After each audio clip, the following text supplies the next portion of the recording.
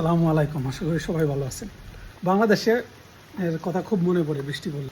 এই পাট খেতের মধ্যে ফুটবল খেলা বললাম, আমি রবুল্লাহ ভাই, রুকন কাকা, খুকন কাকা, আফজল ভাই, আবুলজল ভাই, আমার এলাকার যারা আছে সবাই এই ভিডিওটা দেখলে বুঝতে পারবো। বৃষ্টি হলে আমরা ফুটবল নিয়ে দৌড়ে বাড়ির পিছনে গিয়ে ফুটবল খেলা শুরু করে দিতাম। আর ফুটবল খেলা শেষে ঝাঁপায় পড়তাম নদীতে, নাইলে পুকুরে, বৃষ্টির মধ্যে গোসল গোসল করে একদম। এদিন জ্বর পাক্কা, 1-2 জনের জ্বর হবে, এটা তো মিনিমাম। এই দেশে তো ফুটবল খেলতে পারি নাই, কিন্তু আমি তো এক্সারসাইজ করি। তো আমি কী করছি, দৌড়াইতে গেলাম। আর দৌড়াইলে আপনার কি হয়, হার্ট রেট বাইরে যায় আর গরম লাগে বেশি, তাহলে ঠান্ডাটা কম লাগে।